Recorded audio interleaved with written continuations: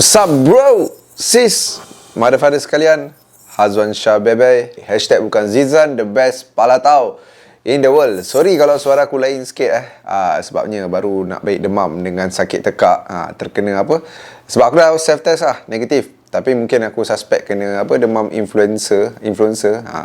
Mungkin lah kot.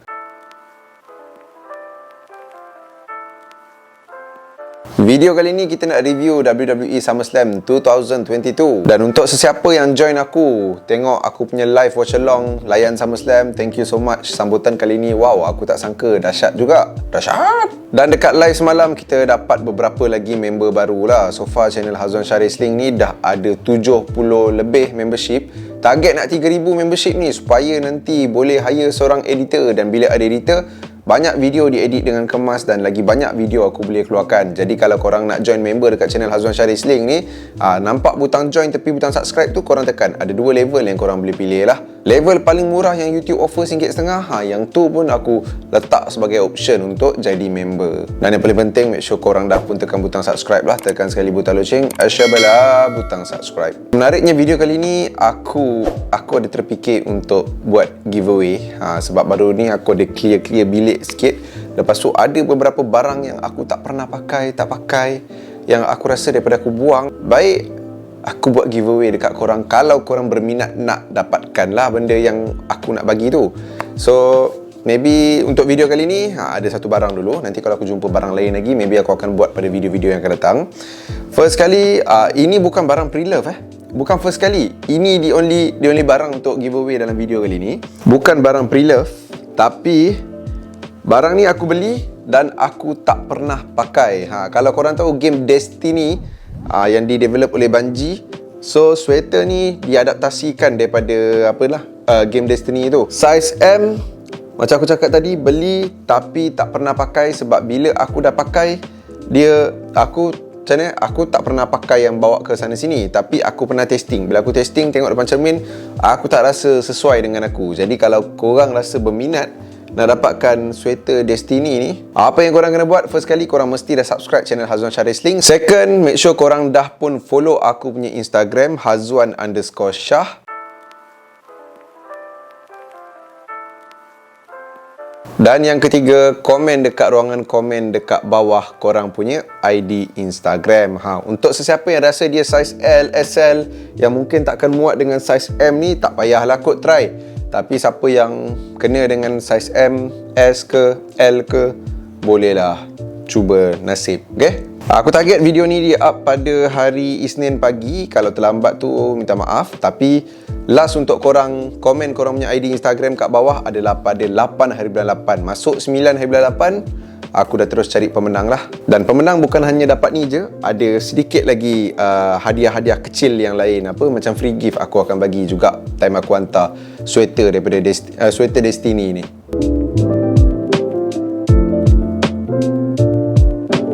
Okey, dekat kick off tak ada perlawanan. Perlawanan pertama dekat main show kita ada Bianca Belair lawan dengan Becky Lynch. Satu perlawanan yang bagi aku biasa, nak kata best tu bolehlah best lah sikit. Sebab awal-awal sedap. Lepas tu tengah-tengah dia ada drop sikit. Lepas tu dia steady je lah sampai habis. Dalam match ni kita nampak lah Bianca memang agak overpower. Dan aku rasa memang dah sampai masa untuk karakter Becky ni akur, yang dia tak boleh nak kalahkan Bianca. Dan dari segi result pun dah boleh nampak dah Bianca akan kekal lagi. Sebab tak nampak yang Becky akan jadi lagi champion dalam masa yang terdekat ni. Bila Bianca dah menang, kita nampak Becky Lynch bertaubat, join game baik, peluk Bianca.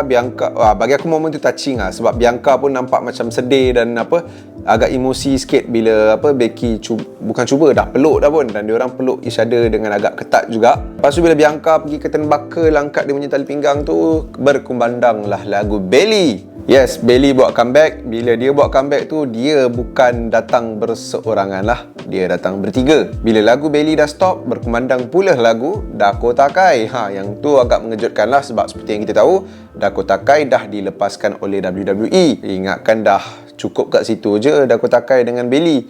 Tambah pula ada Io Shirai. Bila tiga orang tu naik ke atas gelanggang, Becky pun datang macam nak backup Bianca. Takut dia orang buat apa-apa dekat Bianca. Lalas dia orang withdraw lah. withdraw and then diorang belah. So habis macam tu je. Fokus kat sini sebenarnya bukan pada quality match ni, tapi pada moment bila match ni dah habis. Dan bagi aku moment ni best lah, sebab kita dapat tengok Bayley punya comeback. Dakotai Waklu, Dakota Kai punya comeback mengejutkan bagi aku sebab dah dilepaskan kan. Dan Io Shirai dipanggil ke main roster. Itu membuatkan aku sangat happy sebab kuat rumours yang Io Shirai nak balik ke Japan bila kontrak dia habis dekat NXT hari tu kan. Bila Triple H dah in charge, mungkin dia berubah fikiran. So happy. Nampaknya Women Division lepas ni lebih padat. Aku mengharapkan lebih padat lagi, sebab kalau tak memang aku nak Women Division bergabung kat WWE.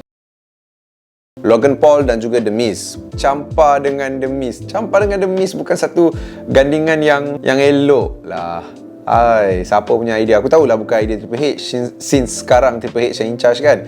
Bila Triple H dah in charge, aku macam takkan Triple H pergi gandingkan lagi Ciampa dengan The Miz? Takkan tak nampak yang gandingan ni is very cannot. Dengan Ciampa pakai hijaunya dengan spender pink lah.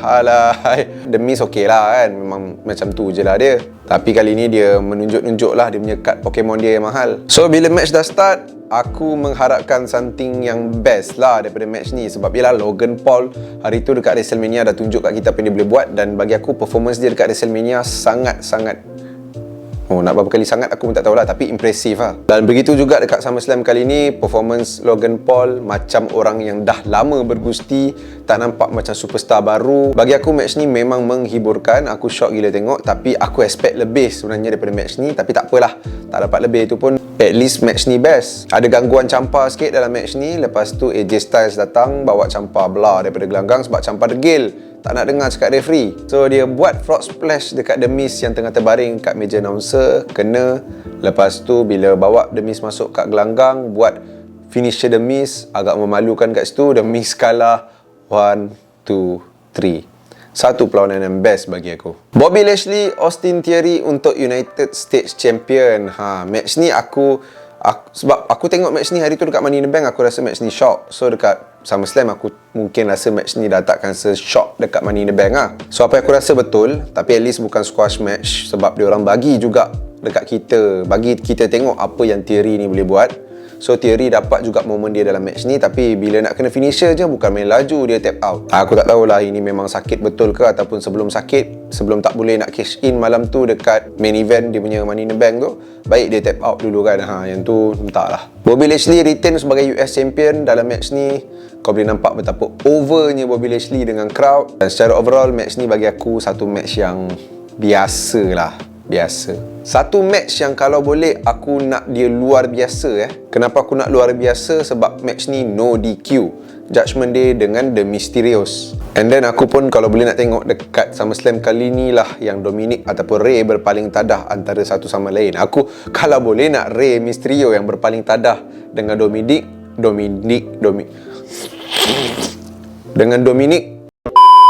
and then Rey Mysterio yang pergi mengetuai kumpulan Judgment Day. Walaupun tak kena, tapi sebab aku nak tengok Rey Mysterio bawa watak jahat. Bila last kita tengok dia bawa watak jahat? Macam dah tak boleh ingat dah. Sepanjang dia dekat WWE macam tak pernah pun. Kalau pernah mungkin kat WCW dulu, itu pun aku tak pernah tahu. Tapi benda tu tak berlaku dua-dua tak berlaku. Apa yang satu lagi tak berlaku tu, aku expect match yang best lah, iaitu no DQ punya match. Tapi bagi aku match ni pun biasa lah. Aku rasa match ni patut lebih shock lagi bila dia dah buat no DQ kan. Sebab awal-awal tu je nampak macam tornado tag match, tapi lala jadi tag team match yang end up ujung-ujung nak try pakai kerusi apa semua. Edge datang buat comeback dengan penampilan yang bagi aku refreshing weh. Jaket merah rambut pendek, sebelum dia kena bantai tu dah rambut pendek dah lah. Jaket merah rambut pendek spek merah. Ini lain macam dah ada vibe Kevin Thorne dah. Dia datang, dia buat spear dekat Bella, dia buat spear dekat Priest. Lepas tu dia tolong set upkan 619 untuk The Mysterios. And then diorang buatlah diorang punya finisher tu. Lepas tu The Mysterios menang, kalahkan kumpulan Judgment Day. So match ni pun bagi aku biasa, tapi moment bila Edge buat comeback tu yang macam jadi tumpuan lah dekat sini. Pat McAfee, Happy Corbin. Perlawanan ni pun aku expect lebih, sebab boleh kata macam semua perlawanan Pat McAfee best kot. Tapi somehow dekat SummerSlam lawan dengan Corbin, match mengecewakan aku lah. Tak sampai expectation aku. Bukan satu match yang teruk pun, match yang biasa juga ni. Tapi bolehlah biasa ke bawah sikit ke kan, a bit below than average. Rasa macam tengok match yang dekat Smackdown je. Tapi apa yang aku suka, ada choir Bomb S Corbin tu. And then ending match ni lah, bila McAfee dapat buat revenge tendang, tendangan low blow dekat Corbin. Lepas tu dia buat dia punya finishing move dia yang tak berapa nak menjadi tu lah. Itu dah spoil balik. Lalas Pat McAfee menang. Aku Pat McAfee menang sebab cara dia menang tu sebenarnya kita tak nampak Corbin sebenarnya diprotect dengan ending yang macam tu. Sebab ending tak clean kan. Kemenangan yang baik untuk McAfee dan kekalahan yang bukan yang teruk pun untuk Corbin. Tapi match, aku kecewa lah. Satu perlawanan yang aku enjoy, Unified Tag Team Champion antara The Usos defend diorang punya title lawan dengan Street Profits. Okay, entrance Street Profits best juga. Dah macam entrance McAfee dekat WrestleMania, tapi McAfee dekat WrestleMania tu lagi epic entrance dia. Match ni menghiburkan daripada mula sampai habis. Aku enjoy tengok match ni. Tapi macam biasalah, kalau Usos dengan Street Profits, kalau Angelo Dawkins tu dah dapat hot tag, dekat situlah dia lagi rancak. Tapi tak berdosa lah kot. Entahlah. What? Aku expect dalam match ni Jeff Jarrett betul-betul buat kerja dia dan yes, bagi aku dia deliver sebagai special guest referee. Kat hujung-hujung match ni ada momen yang buat kau believe yang Street Profits akan menang, tapi end up seperti yang aku expect, The Usos akan retain dia punya champion dan yes, diorang retain diorang punya Unified Tag Team Champion. Secara overall, aku terhibur dengan match yang ni. Tapi cukup-cukup lah The Usos dengan Street Profits. Buatlah The Usos lawan Viking Raiders ke Alpha Academy ke. Thank you. Kita sempat tengok promo daripada Riddle memanggil keluar Seth Rollins. Lah panggil-panggil pun dia kena curb stop lagi. Rumor squad kata Seth Rollins akan dapat opponent lain. Ada kata MJF lah. Ada yang kata Johnny Gargano akan buat comeback. Ada yang kata Edge comeback lawan dengan Rollins. Randy Orton pun nama dia disebut juga. Tapi semua tu tak berlaku lah. Rollins dapat buat curb stop dekat Riddle and then belah macam tu je. So bagi aku, baik tak payah buat. Ataupun kau buat je match ni, dah lalang Riddle tu injured, kau bagi match ni habis cepat. Walaupun nak kata tak protect Riddle, at least kita tahu Riddle tu injured. Tapi tak apalah, dia orang nak bawa match ni ke Clash of the Castle, lantak dia orang lah. Dan kalau ada match ni pun aku rasa macam banyak sangat pula. Sebab dah 8 match tu aku rasa banyak agak padat. Tapi kau tak boleh nak lawan AEW lah 13, pancit Liv Morgan defend dia punya SmackDown Women Champion lawan dengan Ronda Rousey. Satu perlawanan yang pendek dan bagi aku nasib baiklah perlawanan ni pendek sebab perlawanan ni tak best. Tapi bila aku fikir balik, mungkin dia tak best sebab dia pendek. Kalau panjang sikit mungkin dia boleh jadi best. Sebab shock je tengok Liv Morgan berusaha untuk nak keluar daripada submission yang Ronda buat. Tapi itu je lah yang shock dalam match ni. Secara overall bagi aku match ni pun match yang biasa je. Dan bagi aku they should show us more lah sebab Ronda Rousey kot. And then Liv Morgan baru jadi champion. Kita nak tengok Liv Morgan betul-betul defend dia punya title. Sampai kita duk terfikir macam mana Liv Morgan boleh nak kalahkan Ronda ni. Kalahkan dengan cara yang agak kontroversi lah. Bila Ronda buat submission, referee pergi kira 1, 2, 3 sebab dua bahu dia dekat mat. Tapi bila kiraan kedua, Liv Morgan dah pergi tap. Itu boleh jadi trik jugalah bila Ronda macam tak nak kick out sebab dia ingat dia dah menang. Sebab Liv Morgan dah tap. So at the end, Ronda kalah, Liv Morgan menang. Tapi nampaklah Liv Morgan happy menang dengan cara macam tu. Siapa yang jahat sebenarnya aku tak tahu. Sebab bila match ni dah habis, Ronda pergi serang belakang Liv Morgan. Becky dah join geng baik, Ronda pula pergi join geng jahat. Liv Morgan masih kekal SmackDown Women Champion. Bila Ronda dah jadi geng jahat ni, kita mungkin takkan nampak Ronda dalam masa yang terdekat sebab dia buat something yang bagi aku klise WWE selalu buat. Bila part time tu nak menghilang lama, contoh macam Brock Lesnar dengan Ronda, seranglah official ke referee ke, lepas tu kena suspend. So ada kemungkinan SmackDown kali ni last kita nampak dia atau kita tak nampak dia. Lepas tu next kita nampak dia tak tahulah dekat Crown Jewel ke, dekat Survivor Series ke. Kalau korang rindu Ronda, bawakan bersabar. Daripada mula tadi sampailah ke match yang sebelum main event, to be honest aku tak nampak ada beza sangat lah sentuhan Triple H dekat SummerSlam kali ni. Tapi baru lagi kot dia nak in charge kreatif kan. Tapi dekat main event tu terus orang macam wah, thank you Triple H sebabkan main event tu daripada mula sampai tengah tu aku tak expect pun match ni akan jadi best match of the night. Sebab typical Brock dengan Roman lah. Walaupun kali ni dah last man standing, diorang bermain sikit dekat luar gelanggang, pakai meja, pakai steel step, tapi still moveset itulah German suplex, F5, spear, Superman punch, benda sama je kan. Tapi kelainan dia bila bermain dekat luar gelanggang lah. Match ni dibuka dengan sangat-sangat baik sebab Brock boleh lompat daripada atas traktor tu, jentera tu, atas Roman macam tu je. And then ada moment yang Brock nak lompat dekat barricade tapi tiba-tiba macam terslip tu lah. Yang tu kelakar. Tapi Brock, kalau aku jadi Brock lah kan, kau dengan karakter kau yang macam sekarang kelakar-kelakar ni, kau tak payahlah cover malu macam tu. Kau gelak lah balik, join gelak, barulah orang nampak kau ni fun sebenarnya kan. Tapi kau cover line macam tu, duk cover malu, aku rasa macam kelakar pun ada kak. Roman sempat dimasukkan dalam traktor, lepas tu dihumban ke dalam gelanggang, tapi tu tak nampak apa-apa sangat sebab tak tinggi pun. Tapi yang nampak gila babengnya bila Brock menolak gelanggang gunakan traktor tu, jentera tu. So gelanggang memang tergerak, lepas tu dia nampaklah Brock ni berpengalaman handle benda tu. Dia masukkan benda tu bawah gelanggang and then angkat gelanggang tu separuh. Korang tengoklah dekat skrin korang sekarang ni kan. So gelanggang terangkat, Roman berguling-guling jatuh keluar. Benda tu aku rasa benda yang tak pernah dibuat dalam WWE. Selalu gelanggang collapse je. Kali ni Roman bukannya berat mana nak pergi collapse, dia pergi angkat pula gelanggang. Lain daripada lain dah. Dan aku suka benda tu. Terus aku jadi macam yakin yang ini adalah best match of the night lah. Lepas tu dia duk tiba-tiba Brock, tapi Brock tak nak kalah agak. Tapi sebelum dia tiba-tiba Brock tu, ada gangguan daripada di Usos. Macam biasalah, orang duk berharap tak ada di Usos kali ni, tapi ada juga. Macam tu jugalah cara Roman menang. Lepas tu Theory datang cuba nak cash in tapi tak berjaya.